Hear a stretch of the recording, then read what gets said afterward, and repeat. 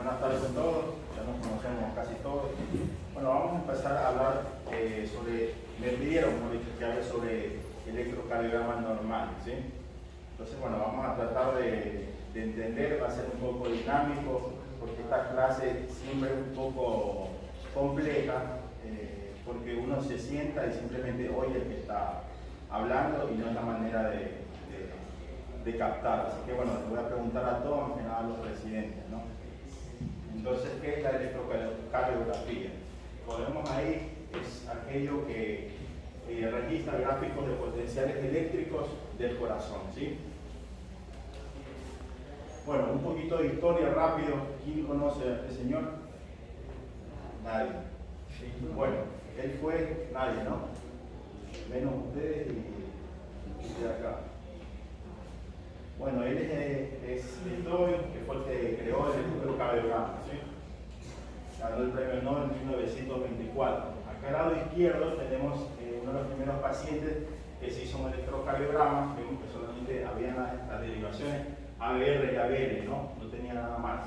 Adentro había sal que era para conducir todo lo que son los potenciales. Del lado derecho tenemos ya algo un poquito más avanzado, ya hay la derivación ABF.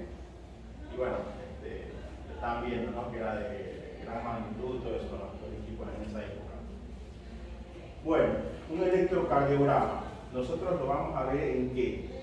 Cuando nosotros agarramos un electro, agarramos una hoja milimetrada, ¿verdad? Bueno, eso lo vamos a pasar acá. Y como ven, lo que es el plano horizontal, ¿sí? Va a significar tiempo. Y el plano vertical, lo que es voltaje o amplitud, ¿sí? Cada cuadrito de eso, ¿cuánto vale? Los residentes. No, es listo, pero eso es en tiempo. Pero cada cuadrito pequeño, ahí está. 1 milímetro. ¿Sí? Cada cuadrito pequeño de lado, plano horizontal y vertical es 1 milímetro. ¿Sí? En el plano horizontal, ¿cuánto vale cada cuadrito pequeño? 0.04 ¿qué? Segundos, perfecto. Y en el plano vertical, ahí está todo. 0.1 ¿qué? Milivoltios, perfecto. Bueno, eso hay que tenerlo claro para tratar de entender todo esto, ¿sí? Repíteme lo que hablamos recién. Perdón que te pregunte así, porque si no interactúas no vas a entender tú, o sea, que en el plano horizontal cada cuadrito es 1 milímetro y en milisegundos es 0.04 y en plano vertical cada cuadrito de 1 milímetro es 0.1 milivoltios. Cada cuadro grande. ¿Y qué representa el plano horizontal y el vertical? Horizontal es tiempo. Bien. Y vertical es voltaje. Perfecto. Bueno, entonces, ¿cuánto vale un cuadro grande? El grandote, que siempre me olvido el nombre. 0.200 o 0.20. ¿Cuánto? 0.20. 0.20 en el plano horizontal. ¿0.20 qué? Segundos. O Bueno, 200 milisegundos. claro, en milisegundos. Hablemos en segundos ahora, ¿sí? No hay problema igual en milisegundos. Ahora, entonces, un segundo, ¿cuántos cuadros chicos son? ¿Cuántos cuadros grandes son? Sí. Son 5, ¿verdad? Bueno, sigamos. Y en el plano, vertical, un cuadro grande vendría a ser entonces 0,5 milivoltios. Sigamos. El uso del electrocardiograma. Como dice ahí, evaluación inicial de una sospecha de un paciente con alguna cardiopatía, evolución de enfermedades desconocidas, detección de pacientes con arritmias, más que nada los que hacen guardia, que están abajo, con unidad coronaria, terapia intensiva. Utilizamos bastante lo que es el electrocardiograma cuando se quiere ver la respuesta al tratamiento. Por ejemplo, a veces nos llegan a nosotros que hacemos arritmia pacientes con taquicardia ventricular, ¿sí? ¿Qué hacemos nosotros? Bueno, empezamos a medicar al paciente, ¿sí? Con lo que sea. ¿Con qué podríamos medicar una taquicardia ventricular? Que te llega a la consulta y el paciente hace colgados de taquicardia, vemos 5 o 6 latidos. Acá en el país hay amiadrol, no hay nada, ¿sí? Entonces, bueno, nosotros nos vamos a manejar con agua. Comienza, bueno, la dosis de impregnación, ya la saben, ¿no? Nosotros hacemos cada 6 horas por un día, cada 8 horas por 3 días, cada 12 el tercer día, perdón. A ver, vamos otra vez. Cada 6 horas el primer día, cada 8 horas el segundo día, cada 6 horas el tercer día y luego el paciente toma una tableta por día y lo citamos en 15 días. Y vemos, bueno, si el paciente volvió a hacer eventos de taquicardia ventricular. Esos son unos pacientes que tienen marcapasos y se puede registrar la arritmia, ¿sí? En los que no tienen, bueno, va a ser difícil, únicamente con un cohete. ¿Qué es importante? El electrocardiograma, uno no puede diagnosticar una enfermedad y decir, tiene esto el paciente siendo el único método, ¿sí? Siempre tenemos que tomar en cuenta otros criterios, como por ejemplo la parte clínica o exámenes de laboratorio. Sea el otro, sea el primo. En ese electrocardiograma, ¿qué te llama la atención? Te lo hago un poco más fácil. Fíjate, D1 y D3. Si no es él, cualquier otro puede hablar. Hay una elevación del DCT en D3 y en D... Ojo, te estoy hablando D1 y D3, para hacerla más fácil.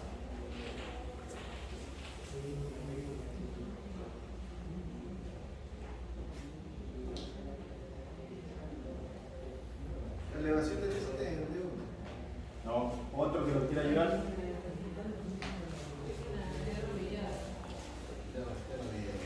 Igual me lo dijiste vos.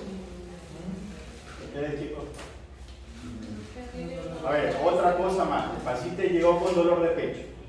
¿Tiene una infra en el QRS? No, infra nada. El paciente llegó con dolor de pecho, se la pongo más fácil. Hicieron un laboratorio y tiene un dímero D altísimo. Bueno, ya con eso creo que ya. Uno de 2 de 3. ¿Alguien de ahí? Onda S. Ese D1, el Q y T en D3. Entonces eso es un patrón de, para pensar en un tromboembolismo pulmonar, ¿sí? Igual, ojo, cuando si llega un paciente así y el paciente no tiene dolor de pecho, no tiene disnea alto, bueno, no van a decir que es un TED, ¿sí? Sino que simplemente fue un hallazgo electrocardiográfico. Pero si tiene la clínica, sí. Profe, ¿podrías apuntar la... Claro. Por favor. Sí, el D1 tiene S, ¿sí? Y el D3 tiene Q y T invertido, ¿sí? Perdón. Este electrocardiograma. Fijémonos en las precordiales, para hacerla más fácil en las derechas, ¿sí? El resto no es lo mismo. ¿Qué podemos ver? ¿Qué les llama la atención?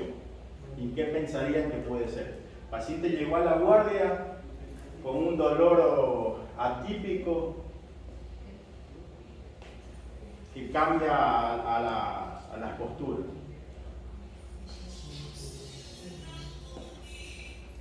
A ver, ¿tú quién está comiendo la camisa? Mario, una pericarditis. ¿Están de acuerdo? ¿Por qué no un infarto? Puede ser. Puede ser. Claro, bueno, ahí está, por eso les puse estos ejemplos. Esto puede ser, uno puede sospechar un infarto o una pericarditis aguda, por el patrón que tiene, ¿sí? Sí, seguimos. Acá tenemos lo que es la onda P, los segmentos PR, complejo QRS. Eso creo que lo sabemos y lo tenemos claro todo, ¿verdad? Sí, ¿no? Ustedes también, chicos. Ustedes son internos. Sí, ¿no? Bueno, sí. El EKG normal, bueno, tiene 12 derivaciones. Las 12 derivaciones las vamos a ver en el plano frontal y en el plano horizontal. En el plano frontal vamos a tener lo que son las derivaciones bipolares, que vendrían a ser de 1, de 2, de 3, las monopolares, que son ABR, ABL y ABF, y las unipolares, que son en el plano horizontal, que son B1 a B6. ¿Sí? Las derivaciones bipolares. Sea, descríbeme ese cuadro que estás viendo ahí.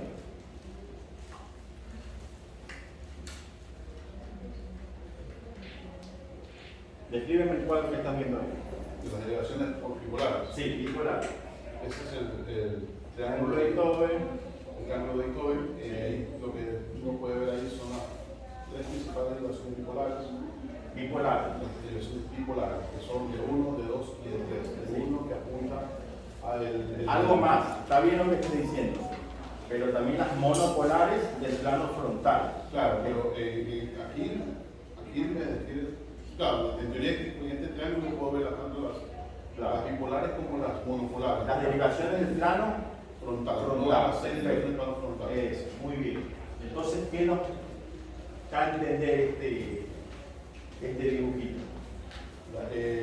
Ahí la ubicación de las derivaciones, por así decirlo. De uno que sería la derivación que va del hombro derecho hacia el hombro izquierdo. Sí. De 2 que apunta del hombro izquierdo hacia pie izquierdo. De 2. Perdón, de dos. Hombro derecho. Del hombro derecho hacia el pie izquierdo y de 3 que es del hombro izquierdo al pie izquierdo. Sí. Sí. ¿Y por qué son derivaciones bipolares? ¿Por qué no son monopolares? Porque porque necesitan tener dos polos para poder evidenciar hacia dónde se va la fuerza del retorno. Así es. Ellos necesitan de otras derivaciones para poder darnos información, ¿sí? Por eso son bipolares.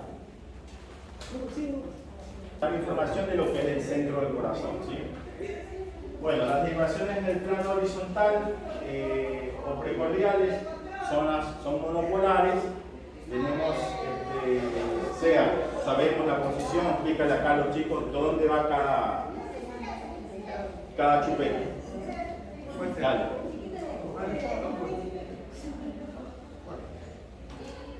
Allá D1 y D2 van en el cuarto espacio intercostal. Bueno, B2 va en la línea preesternal izquierda y B4 va en la línea media clavicular. B3, línea media clavicular. B3 va entre B2 y B4. Sí. B5, quinto espacio intercostal, línea media axilar anterior y la sexta es la línea axilar externa. Bueno, el otro sea. Las posteriores. Sí.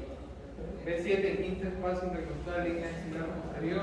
Sí. B8, línea media trapular. Y B9 para. ¿La has hecho alguna vez? Sí, ¿no? Lo que te escuché alguna vez que la hiciste. Sí. ¿Te da información de qué esto por ser posterior? ¿De qué ventrículo? Ventrículo derecho, posterior inferior. Ventrículo izquierdo, ¿sí? Las derivaciones monopolares precordiales del ventrículo derecho son estas que ven ahí, B3, B4, B5. Importantes en este caso, la más importante para mí sería B4. ¿Por qué B4? ¿Qué información te da B4 en un electrocardiograma? En un paciente que te llega, por ejemplo, con dolor de pecho, de cara inferior.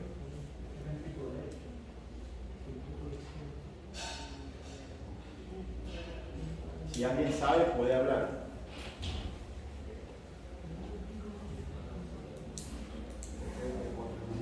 ¿Por qué B4R? ¿Sí? ¿Y en qué casos varía? Bueno, un paciente que te llega con dolor de pecho agudo, ¿sí? Que tiene menos de 4 horas, sería lo ideal, porque después ya no existe esa derivación. Podemos ver si el infarto de cara inferior es de coronaria derecha o de circunfleja. ¿En qué casos se van a dar esto? En casos cuando B2 y B3 tengan la misma elevación del ST, entonces no van a saber de qué coronaria es y bueno, haciendo esta derivación se lo puede ver. Hay otras cosas igual, pero lo vamos viendo después. ¿Sí? Bueno, ¿cómo saber que un electrocardiograma está bien tomado? Léelo vos, Mario, y dime qué te parece cada uno de ellos. Veo. Sí.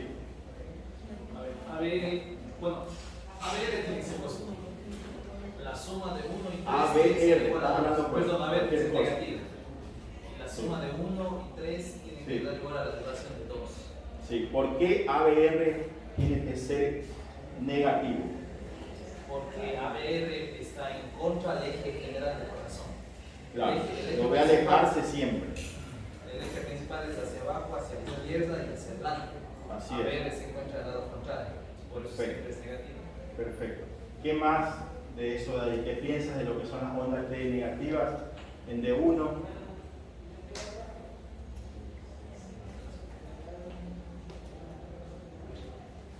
¿Te parece bien? No se alcanza a ver bien. No, se ve bien. Y ahorita no se ve.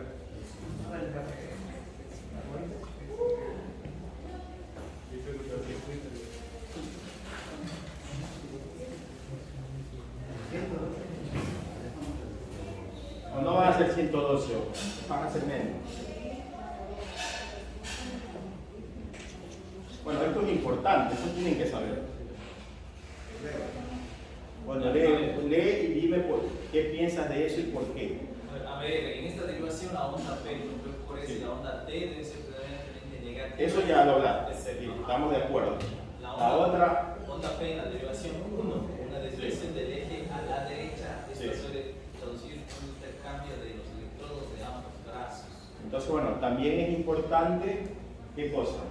La desviación de la onda P, ¿sí? ¿En qué derivación, perdón? La derivación 1 En D1. de 1. D1, ¿sí?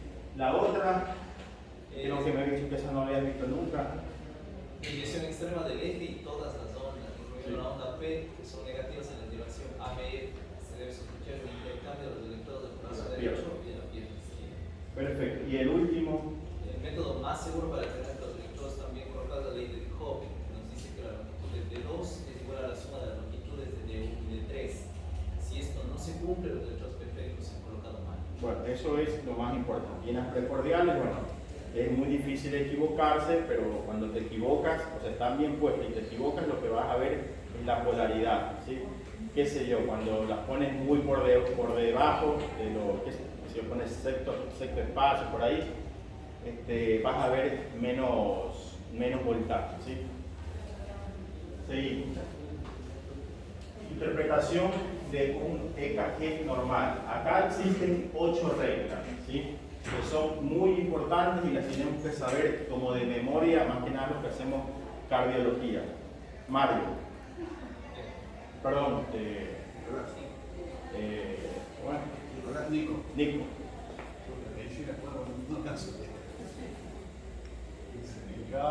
La regla número 1 Dice que en cada latido tiene que usar, en cada derivación los latidos deben, o sea, los RR tienen que ser de forma regular y tener una morfología normal, lógico. Tenemos, ¿cuál sería la morfología normal?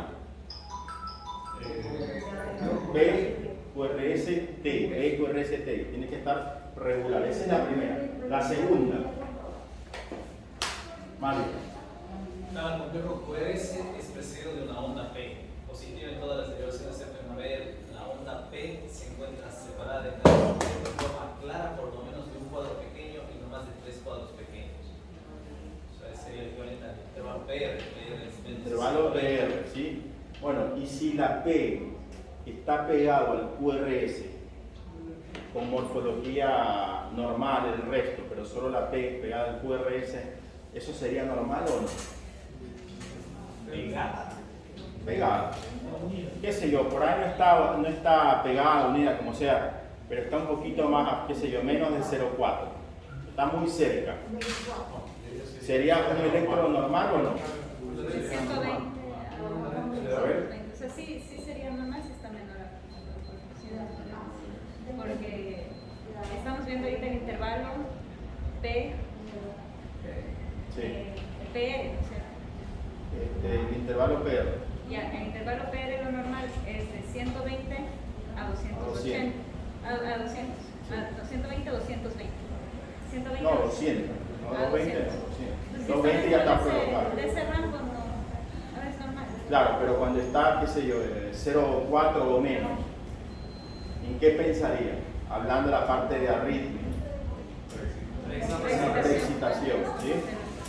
Y si no tiene delta, eso es importante ustedes cuando vayan a hacer este tipo de cirugía, ver que esta gente es normal, ¿sí? Muchas veces se le puede pasar al cardiólogo, los guías, listo, el prequirúrgico, a veces nosotros nos hacen como 10 prequirúrgicos con informático. Y a veces tú estás cansado y comienzas a poner listo todo, entonces eso tienen que fijarse ustedes en lo que es la parte del electrocardiograma, que esté todo bien, ¿sí? Bueno, la tercera. El complejo QRS es predominantemente positivo en alteraciones de 1, 2, 3. Cara inferior, y de 1 y ABL. Excepto en ABL, que es negativo. En ABL puede ser bien fácil. Sí. Positivo y negativo de igual ¿Por forma. qué? No hay un marcador, ¿no? Ah, sí, sí. En ABL es por. Vean acá.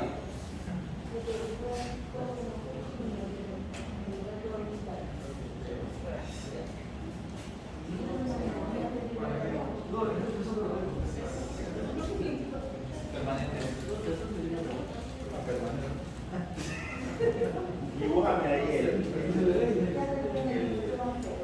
triángulo de Ito. Perdón, un hexagonal. Todas las derivaciones.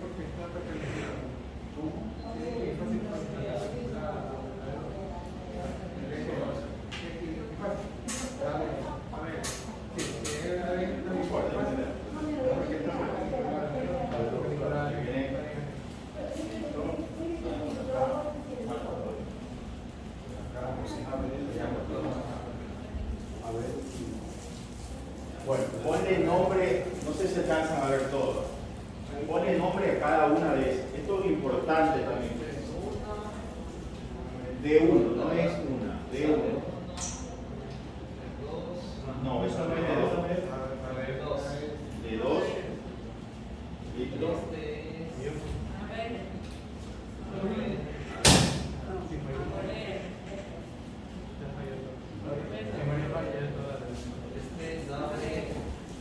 ABF. D3. Nómbramelas acá para después enseñar cuál es. ¿Acá cuál es? Y acá en la otra.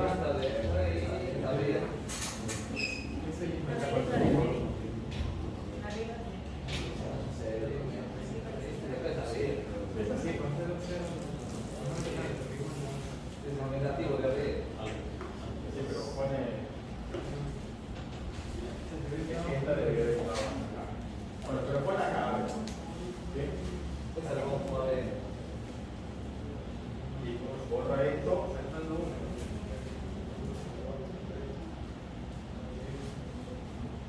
Y ahí tienes que enfocar el corazón dentro de lo que es ese plano.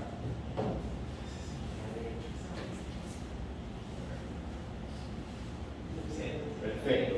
Ahora, vuelve a leer lo que dice ahí y explícame el por qué.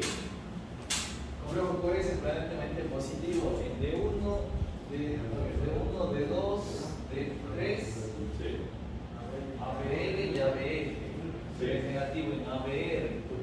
Sí. Ya, sí, eso es, y es equidistante en ABL. Ya, eso es por el eje del corazón. El eje del corazón como es hacia abajo, hacia adelante y hacia la izquierda. Sí. ABL es positivo o negativo porque ABL está en 90 grados. Sí. Ya, en cambio, como digamos, el eje de ABL por decir está a 0 grados. De ABR, en realidad este sería el negativo. Sí.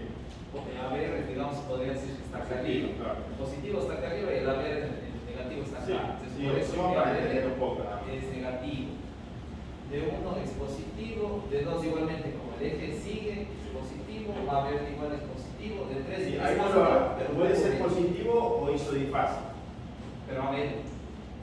Perdón, ABR. Sí, ABR se puede ser difásico o puede ser positivo. Es por este hecho, que está ABR en 90 grados con respecto al eje principal del Claro. corazón. Bueno, entonces, concordamos que eso está perfecto, ¿sí? ¿Entendieron ustedes? ¿O no? Poquito. Bueno, la 4 también es muy importante, lo vamos a hacer con ese dibujo. Dice que en las derivaciones precordiales tiene B1 tiene la morfología de R. B1 es esto, ¿sí? O sea, una positividad pequeña seguida de una S profunda, o sea, la S. ¿Por qué? Y explícamelo acá. Sí, disculpa, pero muy bien, un segundo, pueden hacer, como ya está muy bien, para los internos, hacer hazle un esquema de un trazo normal que es QRS para que sepan las notas, para que ustedes lo entiendan ahí, los internos. Vale. Onda P es la primera onda. Ya, según como dice los manuales, la primera deflexión luego del PR es U. Sí. La primera deflexión. Hazle O sea, la primera onda. para que quede ahí, Igual está después, ojo. Sí, pero La primera, digamos, sería la primera onda hacia abajo. La primera onda hacia arriba es E. La segunda onda hacia abajo es S. Luego viene el segmento ST, viene la onda T, P, U, R, S. Ya. Así sería que siempre la primera deflexión es U, la primera hacia arriba es E y la segunda hacia abajo es S. Por eso el RS es así. RS. No es UR, no, es RS, porque la primera hacia arriba es R y la primera hacia abajo, luego de R es S. Listo. Ahora en las precordiales, acá en ese mismo dibujo. no lo voy a repetir. Ahí sí. Ya. B1, B2, 3, B2, B1,5, B4, B5 y B6.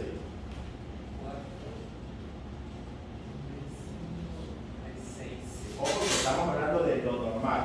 Entonces, si las fuerzas vienen así, no hay que venir para acá, ¿no? Vienen Claro. de derecha, pero si las fuerzas vienen así, entonces siempre nosotros tenemos que ver B1 está bien, B6 y B3, explicando de que la transición siempre tiene que ser en B3. ¿Por qué en B3? O sea, que sea isomifásica.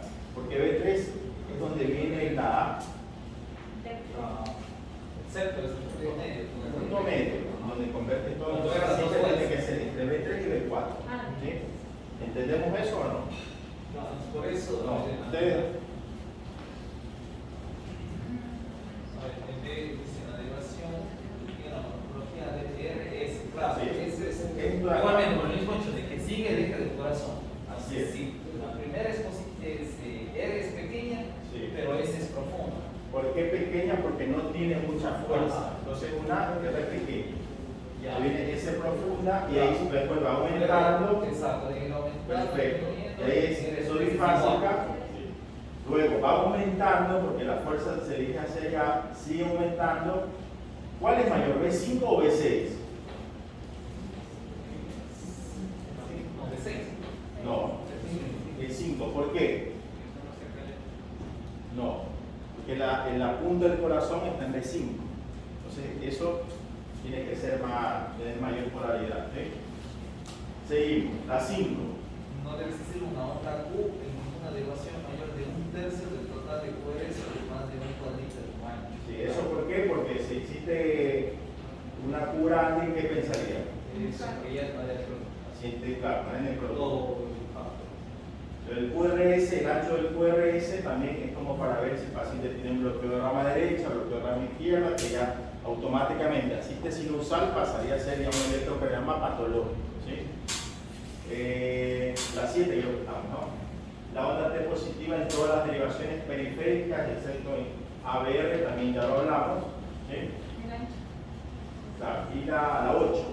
¿Qué dice la 8?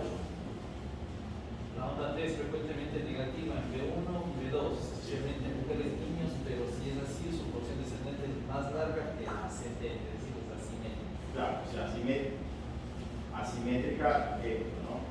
Esto es más largo en mujeres y niños, ¿sí? Eso se llamaría como normal, ¿sí? Y la última, El segmento ST debe estar alineado con el segmento PR. tolera como normales desviaciones hacia arriba, desnivel positivo, supradesnivel hacia abajo, desnivel negativo y infradesnivel no mayores de medio cuadrito.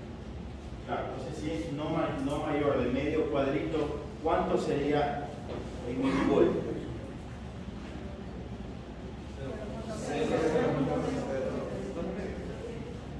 ¿Cuánto? ¿Cuánto vale un cuadrito?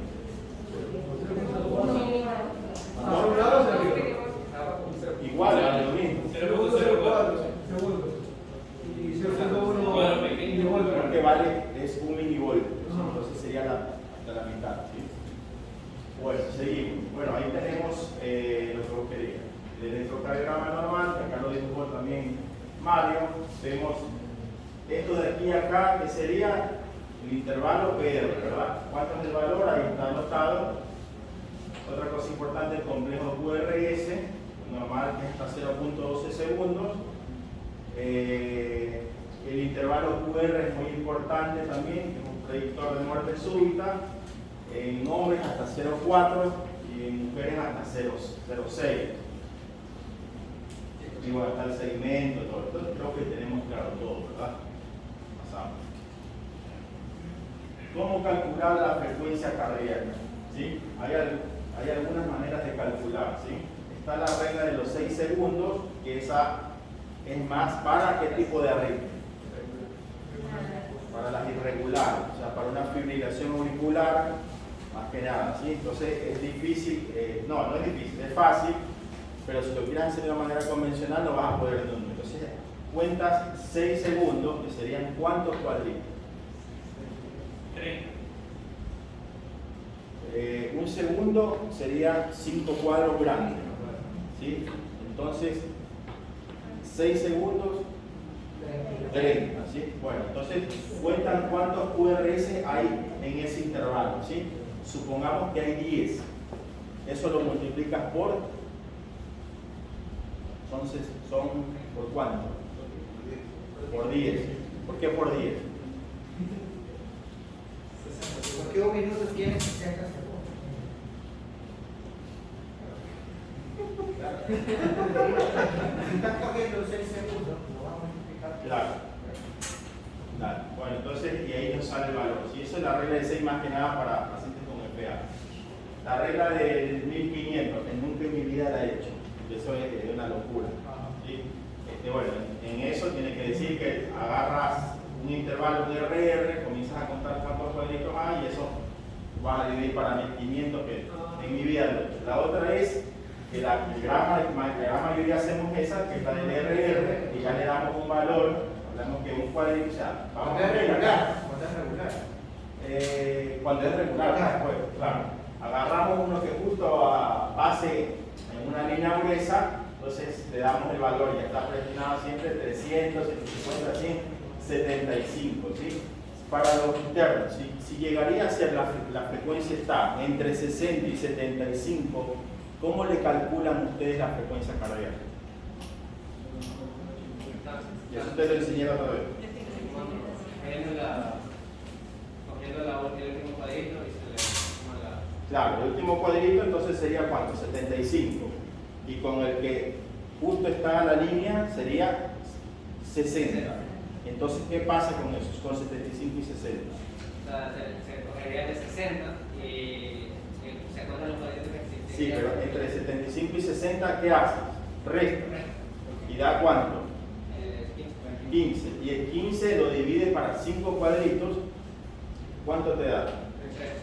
3. Entonces significa que cada cuadrito vale 3 latidos. Y supongamos que está en el segundo cuadrito. O sea, son 6 latidos. 3 por 2, 6. Entonces sería 66 por minuto. ¿Sí? ¿Estamos claros en eso? Eso es fácil. Bueno, esto es igual, ya hablamos de los 300, 150, 100, si quieres tomarle foto.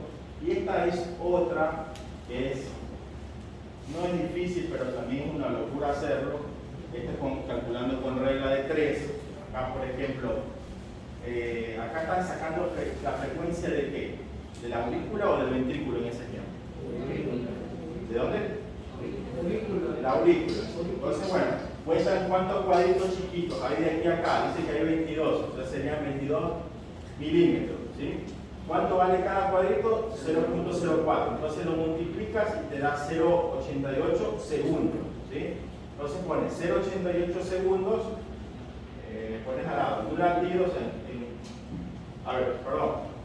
en 0.88 segundos, ¿cómo sería? No soy matemático. 88 segundos es un latido. En 60 segundos, ¿cuántos latidos puedes hacer? Ponerle de 3. Eso te sale 68, perdón, no sé matemático. Y eso no lo hago nunca, porque la verdad que eso no tiene sentido O hacer. sea, ¿para qué complicarse? Simplemente es para que Si se... tienes otros métodos y Claro. especialmente cuando es regular. Cuando es irregular, bueno, ahí es más difícil. No, regular es de la regla de 6 segundos. Bueno, esa es la frecuencia. Bueno, esto es el electrocardiograma normal, cómo tenemos que leerlo y cómo sea. Léelo rápido y dime qué piensas de esto.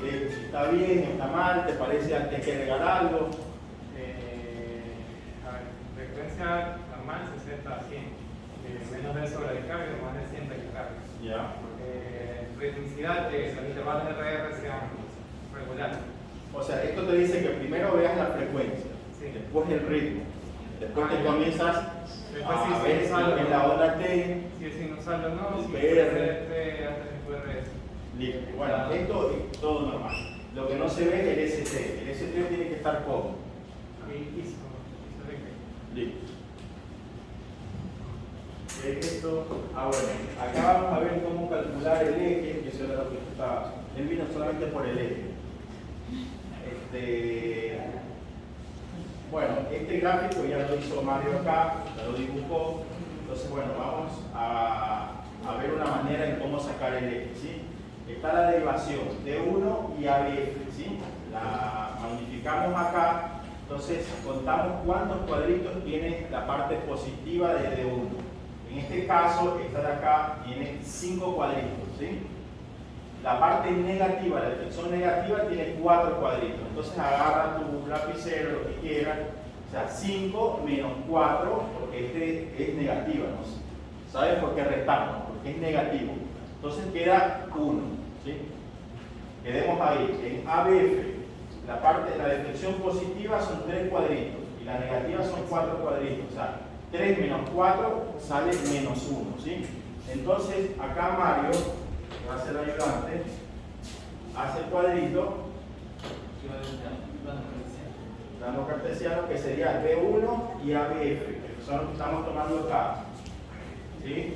Entonces, si D1 sale 5 menos 4, es un D1 positivo, ¿sí? Que sería hacia la izquierda, ¿verdad?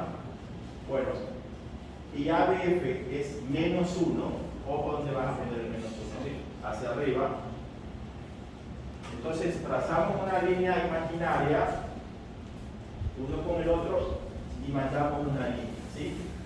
En el triángulo, bueno, ya borramos la parte de acá arriba. Entonces en este caso, el eje estaría ¿dónde? Arriba y En el centro, ¿sí? Vamos rápido con otro ejemplo. A ver, un interno. ¿A quién le gusta cardiología? ¿O no sabe? Valeria. A ver, Valeria, ahí, Demuestre. esta es la otra manera de... Demuestre que el cliente del doctor sea. No pasamos. Ojo, que yo cuando era interno no lo sabía tampoco. En este momento tiene que aprovechar con las preguntas que voy a ir A ver, para despejar las dudas. esta es la otra manera de calcular el eje cardíaco. Perdón que no les dije así. La primera es como ya lo hicimos hace un rato. Y esta es otra manera en que tomamos las derivaciones del plano frontal, no, horizontal son las precordiales. Entonces agarramos y vemos que D1 es paralelo a ABF, D2 a ABL y D3 a ABR. Entonces, tratamos de ver siempre un QRS que sea ¿qué? Isoeléctrico. Entonces, ¿cuál es isoeléctrico de todos estos? D1, perfecto. Entonces, D1, ¿cuál es el paralelo a D1? ABF. ¿Y ABF es positivo o negativo? Entonces el eje está ¿dónde? Positivo. Está en 90 grados. ¿Sí? ¿Entendemos o repetimos? Una más. O sea, es como que el eje eléctrico, ¿Cuál? o sea, se coge el eje eléctrico para como que tenerlo en referencia y Sí. se coge el paralelo para saber hacia dónde va. Claro, claro. Vamos con otro ejemplo. ¿Quién se anima?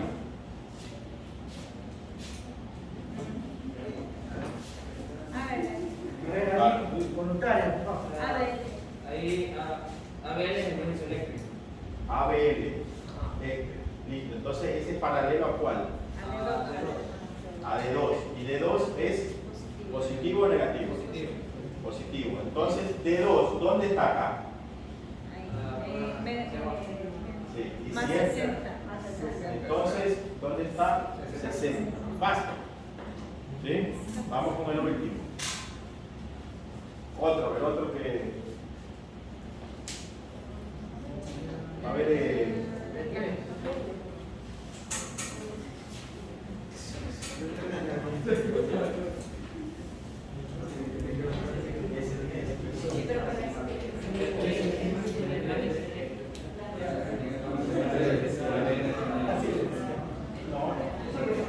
a ver, ¿cuál? D3, ¿cuál es D3? ¿Cuál es paralelo a ese? A ver, ¿ya veo es positivo o negativo? Ojo, no diga nada, es solamente clarita. Ojo que está negativo, ¿sí? Entonces se está alejando. Se está alejando. Por eso ABR es negativo, ¿sí? Entonces, si se está alejando, ¿dónde está el eje?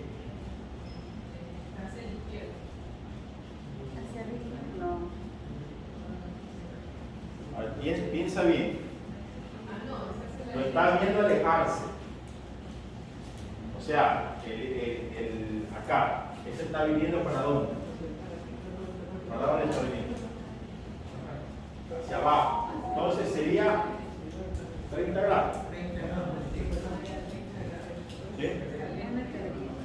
Bueno, ya no hay más ejemplos. Pero de ese no retroceder. ¿Cuál? Vamos a enfatizar el eje nuevamente. Retroceder todos los ejemplos dicen para. A ver, todo desde ahí. No, en el primer ejemplo del eje. Bueno, esto tenemos que memorizar, ¿sí? Claro, Eso es fácil. ya es memoria. Eso es vector, la memoria, el triángulo vector, y todo eso. Saber cuál es el paralelo. Claro. Bueno, esta es la primera manera en que vamos a calcular el eje, ¿sí? Agarramos B1 y ABF. Ojo, esto no siempre se va a dar en el electrocardiograma, ¿sí?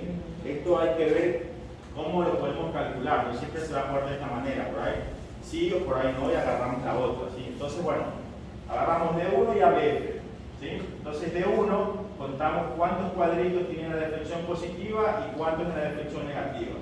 La deflexión positiva tiene 5, en la negativa tiene 4, entonces 5 menos 4 es 1, ¿sí?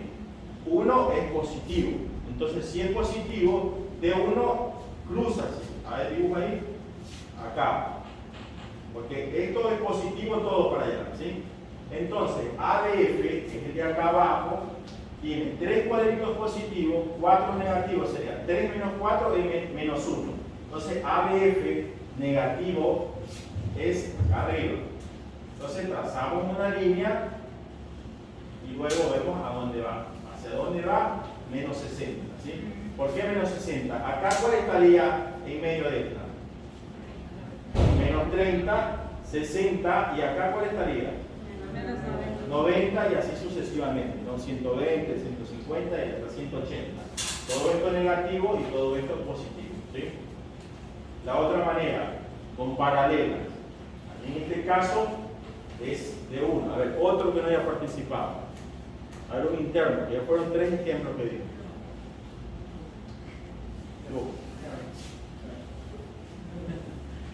Bien.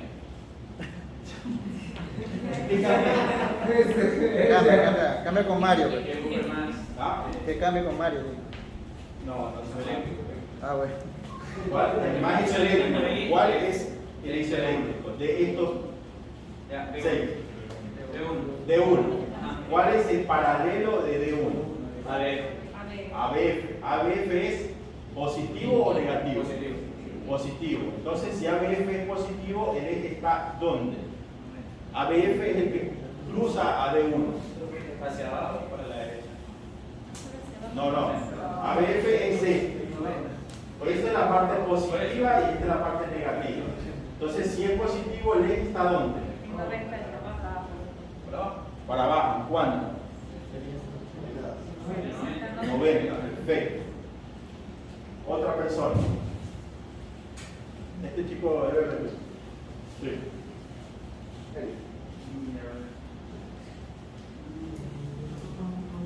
Doctor, y si el eje estuviera en el 30, estuviera normal, hacia la izquierda. Si el eje estuviera en el 30. ¿En qué? Menos 30. Depende del grito. Hay algunos que dicen que es de menos 30 a 90, otros de 0 a 90, pero relativamente si está a la izquierda me quedo tranquilo. Ahora, si está extremadamente a la izquierda, hay otra cosa. Pero bueno, no. Vamos acá.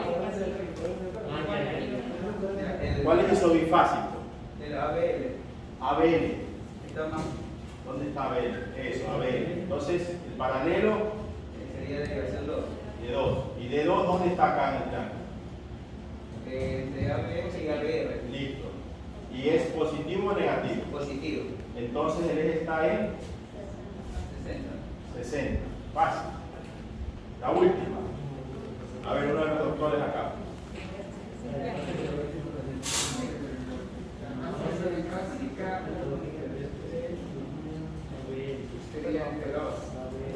¿Cuál? No, de 3. De 3. Sí. Paralelo este. ¿Cuál lo cruza? Soy el feo, pero bueno. Es ABR. ABR. Y entonces es negativo. ¿Dónde ABR está acá? ¿Sí? Entonces lo ve alejarse. Este es el corazón. ¿Dónde estaría el eje? Ahí a veces uno se puede confundir, porque dice, bueno, no explico eso, se trata de confundir mal. ABR es negativo. ¿Dónde está entonces el eje? 30.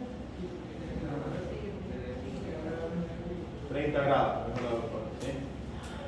Es que lo que pasa es que 30 grados, sí, porque el eje se va alejando, negativo está. Claro. Que ABR en el tope vimos que es acá arriba. Entonces es negativo, como la fuerza viene acá, se va a alejar de acá. ¿Sí? Bueno, seguimos. Bueno, esto es lo que es el sistema de conducción. Sabemos que se genera el nodo sinusal, nodo B, A de X y a sus respectivas ramas. ¿Sí? Vamos a hablar un poco de bloqueo ventriculares. Estos pueden ser en el nodo B, en el A de X o en las ramas fasciculares. ¿Sí? Todo esto depende de dónde sea la localización. Va a ser el complejo QRS, va a ser diferente, va a ser la frecuencia cardíaca. Entonces, ahora lo vemos un rato. ¿Sí? Causas de bloqueo auriculoventricular, ya saben, cardiopatía isquémica, valvulopatía, hipoxia, trastornos electrolíticos. Eso llega muchísimo aquí nos hacen interconsulta. Llaman para poner marcapasos y el paciente tiene un potasio de ¿cuánto? De 7, 8. 8, 9, 10. Claro, no sé cuánto. Seguimos. Clasificación de los bloqueos AB, eso sabemos, bloqueo AB. ¿Qué opinan de la palabra bloqueo AB de primer grado? En todas las literaturas, menos en lo que es un libro de electrofisiología, encuentran esa palabra. ¿Bloqueo? ¿Qué entienden ustedes? ¿Está bloqueado? Es retraso, Claro, en este caso no está bloqueado, hay un retraso eléctrico, como dice el doctor. Entonces, esa palabra es un poco media incoherente, porque no está bloqueado, hay un retraso. El otro es bloqueo AB de segundo grado, que son el MOVIC 1, MOVIC 2, y bloqueo AB de tercer grado. ¿Sí? Hay otros que entran acá, pero ahora lo vemos. Esto es importantísimo. Mira, yo en cada diapositiva pongo como 3 letras así. Si ustedes la idea no es que se memoricen, pero si ustedes logran captar eso y tenerlo en la mente, se les va a hacer fácil poder diferenciar un bloqueo AB. En este caso, bloqueo AB de primer grado, que te pone en los libros un montón de cosas. Bloqueo de primer grado te ponen como 6 líneas. Y acá, y solamente es esto, una onda P que siempre conduce, ¿sí? Como dijo acá el doctor. Un intervalo que está de 0.20 segundos o 200 milisegundos, ¿sí? ¿Qué opinan de eso? Si tiene 240, ya no es un bloqueo AB de primer grado.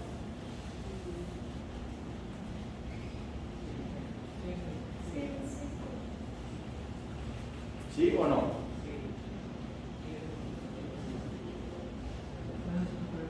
Sí, ¿no? Siempre y cuando le expresemos QRS. Claro, bueno, yo te acepto ese término a media, ¿sí? ¿Por qué? Eso lo hablábamos con Nico. ¿Qué pasa si el PR está en 420 milisegundos y precede a un QRS? ¿Aquí hay disincronía AB o no? Disincronía significa que no hay relación de la aurícula con el ventrículo, ¿sí? Entonces, en el bloqueo de primer grado no hay disincronía. Pero si hay un PR de 420 o peor 60 milisegundos, pero precede un QRS, ahí ya hay disincronía, ¿sí? Hay disincronía y ya no es un bloqueo de primer grado, aunque en teoría me hablabas de que sí lo era, pero bueno, sí, en el concepto sí, pero en lo que es ya la parte eléctrica ya no, es como que tiene un bloqueo un poco más avanzado, qué sé yo, tipo Movic 2, porque el paciente qué sé yo, agarra una escoba, comienza a barrer y se cansa. Comienza y camina 2 cuadras y se cansa, o sea, ya hay una disincronía importante, ¿sí? Entonces no sería un bloqueo de completo, perdón, bloqueo de primer grado. Y siempre la onda P, hablando de primer grado, es precedido de un QRS. El resto no lean nada más, esto es lo que importa, el resto es largo. El caso de la señora Mosquera. ¿Cuál? El caso de la señora Mosquera. ¿Cuál Mosquera? Ah, Maridueña. Maridueña, Claro, ya eso lo contamos después. Bueno, bloqueo de completo del tercer grado. Entonces dice, una onda P no conduce a ningún QRS. Ese es el concepto que tenemos que llevar. Onda P que no conduce a ningún QRS en bloqueo B completo, ¿sí? Está disociada la aurícula y los ventrículos, como vemos acá. A ver, Peñita, esto que ves acá, un P QRS, ¿lo conduce o no? Esa dice. No lo conduce, estamos hablando de bloqueo B completo. No lo conduce, lo que pasa es que da la casualidad que justo cayó acá y salió un QRS. Entonces, en esos casos, ¿tú qué ves? Comienzas a medir la P, entonces justo cayó acá, pero te das cuenta, después cae acá y después la P cae adentro del QRS. Entonces, es un bloqueo B completo. Por eso está el concepto de que ni una P conduce un QRS. Por eso, ¿vale? Ahí está comandando el láser y la aurícula se está contrayendo aparte. Cada cual está por su lado. Vaya por su lado. Ya, bueno, otra cosa importante del bloqueo B completo, para diferenciarlo de un bloqueo B avanzado, es que el AB completo siempre es regular. Los RR. ¿Por qué regular? Porque ¿Por qué regular? ¿Ah? están conducidos por el nodo AB. No conduce, no. O sea, ya no está conducido por el nódulo sinusal. Claro, bueno. Está conducido más abajo. Entonces, son latidos de escape. Y los latidos de escape también tienen su ritmo. Entonces, estos siempre son regulares, ¿sí? Otra cosa, el PR es variable, bueno, sí, por supuesto, la morfología del QRS depende del marcapasos subsidiario. ¿Por qué? Pueden haber bloqueos AB completos con QRS un poco más estrecho.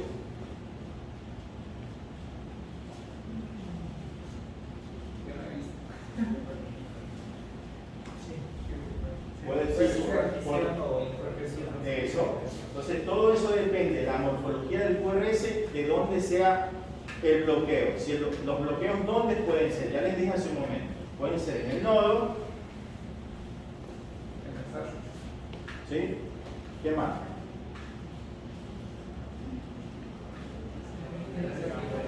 Más fácil, pueden ser supraisianos, pueden ser isianos o infrisianos.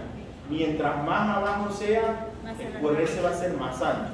Entonces, por eso sí puede haber bloqueo B completo con QRS no tan ancho. Entonces, ustedes tienen que fijarse en qué, como para poderlo diferenciar. Otra cosa, que si el bloqueo es intraisiano, la frecuencia puede estar tranquilamente un bloqueo B completo con 45. ¿Sí? No es necesario. Ahora, si está más abajo, va a ser la frecuencia menor, un bloqueo B completo con una frecuencia de 20, 25. ¿Sí? El bloqueo B de segundo grado, MOVIX 1 o 20 watts, hay una P, una onda P conduce y otra no conduce. ¿Sí? Lo típico de esto es que el PR, miren que viene el PR que pasa aquí. Esto mide, qué sé yo, 16, acá está midiendo 200, acá 200, casi 400 y acá se bloquea. Y cuando viene la siguiente P, vuelve a ser igual a esta P. Entonces, lo típico de acá es que el PR va prolongando y después hay una P que se bloquea. ¿Sí? Eso sería un MOVIX 1. MOVIX 2, cambio, acá voy a hablar de otras variantes de este bloqueo. Acá lo típico que es que el PR es constante, ¿sí? Hasta que una P se bloquea. Y por ejemplo, este PR es igual que este PR, pero tiene P bloqueada. ¿Sí? Lo diferente con el MOVIX 1 es que el otro no, la P se va prolongando, en cambio este no. ¿Sí? Un bloqueo un poco más complejo son los bloqueos 2.1, 3.1 y 4.1. ¿Cuáles serían los bloqueos 3.1?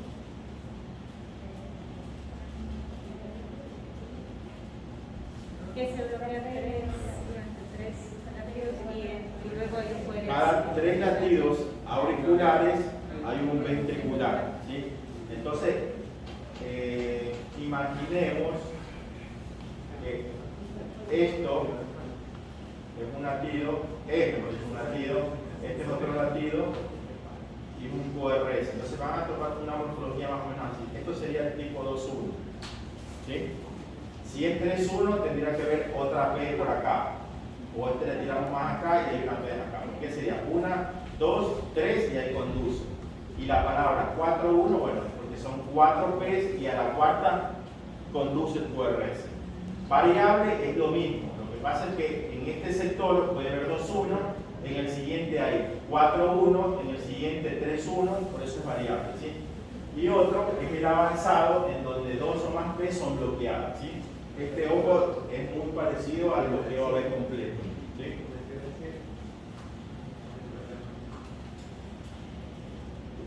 Bloqueo B de segundo grado avanzado, bueno, lo vimos ahora. ¿Sí?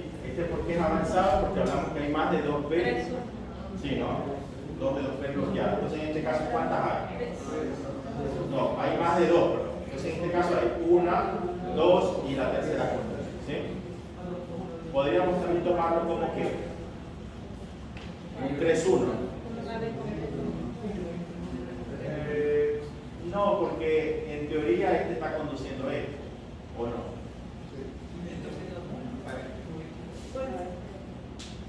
Sí, ¿no? ¿Conduce o no conduce? Sí, conduce. Está conduciendo. Entonces podría ser un 3.1, ¿sí? O un avanzado, que es medio parecido. A ver, acá hay otros ejemplos. Esto, ¿qué es? Ya hablamos de bloqueo. ¿Qué sería esto?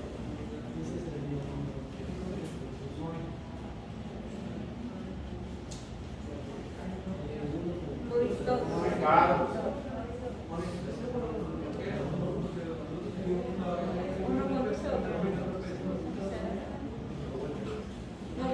¿Podría ser un 2.1? Sí, ¿no? 2.1, listo. ¿Por qué 2.1? Listo. Son una, la segunda conduce. Una se bloquea, la segunda conduce. ¿Sí? Acá va. ¿Qué sería esto? MOVIX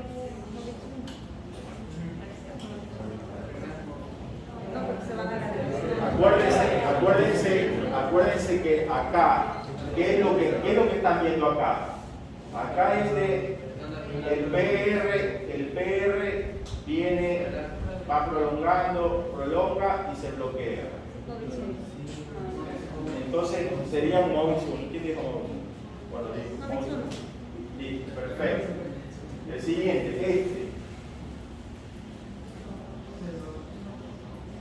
Este es un Mobius 2, un bloqueo de segundo grado, 3.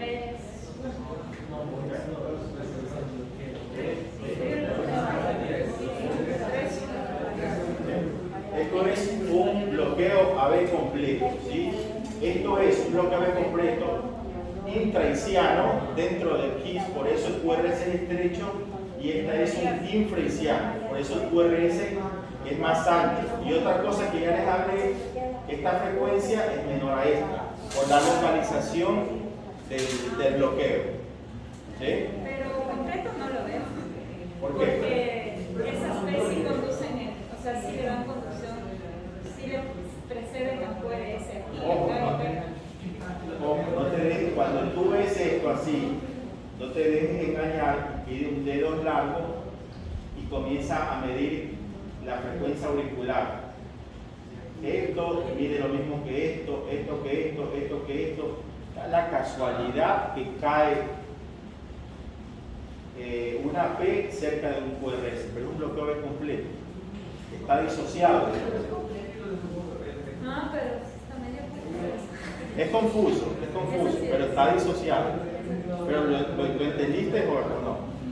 Lo que pasa es que ya te digo, acá tú te das cuenta que por esto, comienzas a medir la frecuencia auricular y te das cuenta que todos caen igual, entonces está disociado. ¿Sí? En las otras, en el AVE de primer grado y segundo grado, no está disociado. Las aurículas de los ventrículos. Acá sí está disociado. Y bueno, la localización ya les expliqué también. Doctor, ¿y si doy atropina ahí? Si das atropina, lo bloquean más. Este de acá puede ser que pase, ¿sí? Porque es intraisiano. Pero si el QRS acá, el bloqueo es más abajo, y tú le das atropina, entonces ahí como que va a empezar a hacer como un buen kebab de la rama, ¿sí? Se va a prolongar hasta que se bloquea y va a ser peor, ¿sí? El paciente puede hacer hasta sistolia, ¿sí? Bueno, son ejemplos. Vamos a ver bloqueos de ramas y bloqueos fasciculares, ¿sí? Los bloqueos de ramas pues se conocen, rápido, si ustedes que ya rama izquierda, rama derecha, y los fasciculares vendrían a ser los de la rama izquierda, el anterior y el posterior, ¿sí? Pueden ser, los de rama pueden ser completo e incompleto según el ancho del QRS. Acá tenemos los bloqueos fasciculares, el bloqueo anterior, que sería esta rama, bueno acá no está dibujada. Un bloqueo posterior sería la rama de acá, porque la rama izquierda tiene dos ramas, ¿sí? Para lo que es la cardiología clínica. En sí hay un montón de ramas, pero para aprenderlo, apréndanse como dos ramas, anterior y posterior. Y la rama derecha, bueno, tiene solo una rama, ¿sí? Hablamos de los bloqueos bifasciculares y trifasciculares, ¿sí? Bueno, esto ya lo... esto no todavía. A ver, pregunta. Un bloqueo bifascicular, ¿a qué ustedes le llaman? Estamos hablando de bloqueos del rama y los hemibloqueos. Un bifascicular. Bifascicular es que dos lugares de estos están bloqueados. Entonces estaríamos hablando de quién. De toda la rama izquierda. ¿Cuál? Rama izquierda, toda la rama. Si es rama izquierda ya hay dos, pero en teoría no, o sea, la rama izquierda es rama izquierda. Una sola. Ahí no se lo toma como un bifascicular, que estamos hablando de la rama izquierda. Lo que pasa es que tiene dos segmentos. Un bifascicular sería que tenga un rama derecha o un hemibloqueo que pueda ser anterior, que ya ahí cumple dos, o si no es anterior, que sea posterior. Entonces, ese es un bloqueo bifascicular. Y un bloqueo trifascicular, o sea, da tres bloqueos. ¿Cuáles serían? Rama derecha, un bloqueo anterior o posterior, más ¿qué cosa? PR prolongado. ¿Sí? Eso dentro, depende del libro, no vayan a hacer que van a leer un libro de electrofisiología y después te dice que les dé cualquier cosa. Los libros de cardiología te hablan de un PR prolongado. Los libros de electrofisiología te hablan de un HB prolongado, que son dos cosas muy distintas, ¿sí? Pero para cardiología, que es lo que tenemos que manejar acá, es un PR prolongado. Bueno, acá están los ejemplos, ¿sí? El trifascicular, bloqueo atrioventricular de primer grado. Entonces, acá, los bloqueos de rama, siempre vamos a ver en qué derivación. En B1, B2, Los bloqueos de rama, B1, B2, B5, B6. y B6. ¿Sí? Entonces, acá, por ejemplo, ¿qué patrón tiene? ¿Qué tipo de bloqueo? ¿De rama derecha, de rama izquierda? De rama derecha. ¿Cuántos patrones de rama derecha tú conoces? El típico es el R'. Todo el mundo habla del R'. Este es otro, porque este es una R chiquita, S y R grande. ¿Sí? ¿Por qué es importante saber eso? En los pacientes que uno a veces va a ver a la guardia y tienen dolor de pecho, enzimas positivas, de infarto anterior y tienen un bloqueo de rama derecha con este patrón así, uno tendría que sospechar que este patrón es adquirido, ¿sí? O sea que es agudo. Cuando es R', es como que un patrón que ya lo, o sea, un patrón viejo, que ya lo tenía, preexistente sería, ¿sí? ¿Por qué es importante saber eso? Porque en cardiopatía isquémica, todo paciente o la gran mayoría que te llegan con un patrón de rama derecha adquirido, con una DA que esté ocluida, esos pacientes, si no se los trata bien, en 15 días hacen muerte súbita por arritmia forzada de punta. O sea, en 15 días pueden hacer trastornos eléctricos o tener muerte súbita, ¿sí? O tener complicaciones como por ejemplo de la válvula, estas cosas, ruptura de la cuerda. Bueno, esto es lindo también, así que tomen atención. Despolarización del ventrículo, hasta que se duermen los problemas. Despolarización del ventrículo. ¿Cómo se despolariza el ventrículo? Cuando viene la corriente, pasa por el septum, ¿sí? El primer lugar que pasa es por el septum. Entonces el septum se va a despolarizar de izquierda a derecha. Yo acá estoy viéndolo de esta manera, así, atrás de esto. Eso va a ser de izquierda a derecha, lo que es el tabique, ¿sí? La despolarización del ventrículo izquierdo va a ser de derecha a izquierda. Acuérdense que yo estoy atrás. Entonces baja la corriente por acá y de acá se va hacia el lado izquierdo. Entonces por eso se despolariza de derecha a izquierda. En cambio el ventrículo derecho va a ser de izquierda a derecha, ¿sí? Ahí hay un poco con dibujitos en donde podemos ver lo que hablamos hace un rato. Miren que de estrés, lo que hizo bifásica, y el resto poco a poco va aumentando. La R va aumentando, la R, aumentando y se va haciendo más grande, que fue lo que hablamos hace un rato. Entonces acá el impulso aquí dice vector 1 de activación del ventrículo izquierdo a través de la porción baja del septum. Primero viene por acá, ¿sí? Una vez que llega acá, va hacia la pared libre del ventrículo izquierdo, ¿sí? Luego viene por la activación, viene por la masa septal derecha, anterior baja, a despolarizar el ventrículo derecho, ¿sí? Y posterior a eso se va hacia arriba, por eso es que ya acá se vuelve negativo, ¿ves? Esto se va haciendo negativo porque se va a la porción basal posterior del ventrículo derecho. Bueno, las causas de rama derecha, lo pueden leer. Bloqueo de rama derecha, este sería un preexistente o un adquirido, ese patrón.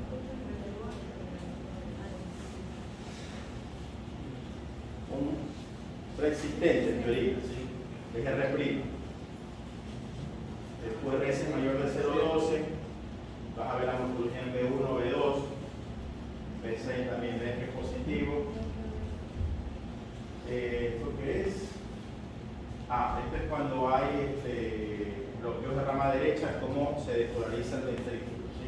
Entonces, así mismo agarramos.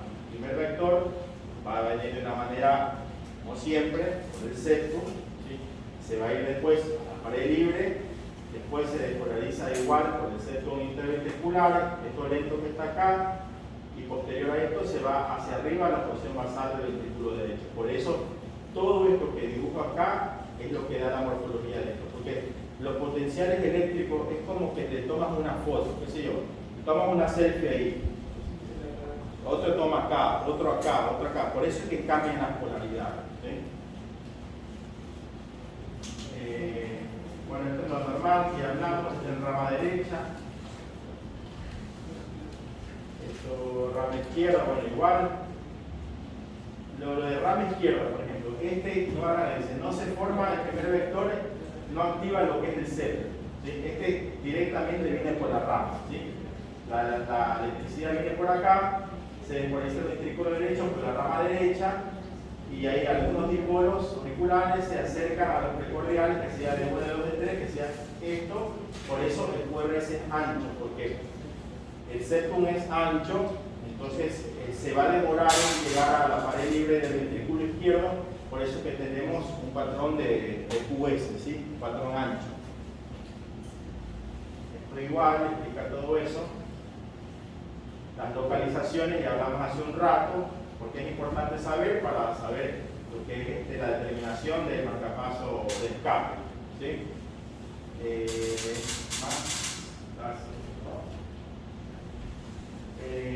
Esto es un poco de trazado de lo que es electrofisiología. Aquí tenemos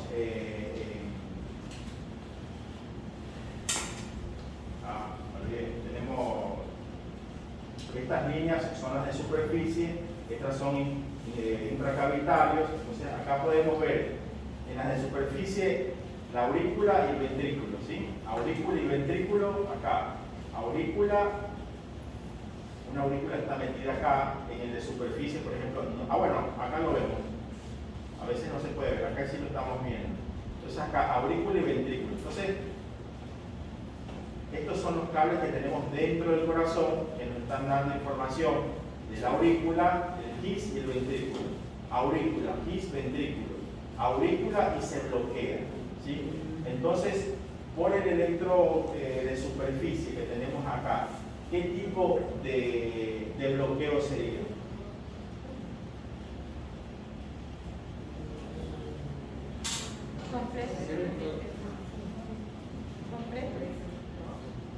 ¿Te parece completo? Ojo que acá, mira, esta aurícula, ventrículo mide esto. Esta aurícula acá se prolongó. Móvil tipo 1, ¿sí? Y acá se bloquea. Y de acá este vuelve a ser parecido a este, se prolonga y se bloquea acá, ¿sí? Esto a veces, por ejemplo, aquí sí se puede más o menos interpretar desde superficie, porque tenemos acá la T que se la ve, pero a veces no se ve porque cae dentro de la T, no se la puede, pero con nosotros conocemos los procedimientos por intermedio de la ingle, mandamos los catéteres y podemos ver esos trazados, ¿sí? Entonces, ¿qué sería esto? Hablamos de un bloqueo. Un bloqueo AB, QRS, ¿cómo lo ven? Bloqueo AB es un buen que va, que sería ¿sí? Con QRS estrecho, ¿sí? Entonces, los intervalos PR se tendieron a 300 milisegundos. Bueno, esto es como después más largo, ¿sí? Bueno, importante, ¿es supraiciano o infraiciano? ¿Por qué? ¿Por qué? Claro. Más abajo se supone que es más amplio, claro. Sí, pero yo sé que puede ser mucho lo que les estoy preguntando, pero voy a tratar de que razonen un poquito. No te ves que es en serio. Esto de acá, hablemos esto que manejamos nosotros en electrofisiología. Tú te das cuenta que viene aurícula, GIS, ventrículo, ¿sí? Aurícula, GIS, ventrículo. Acá hay aurícula, ¿qué tendría que venir? GIS. ¿Tenemos GIS o no? No. Entonces, el bloqueo es supraiciano o infraiciano. Supraiciano porque no tenemos, no hay GIS. ¿Sí? No conduce al GIS.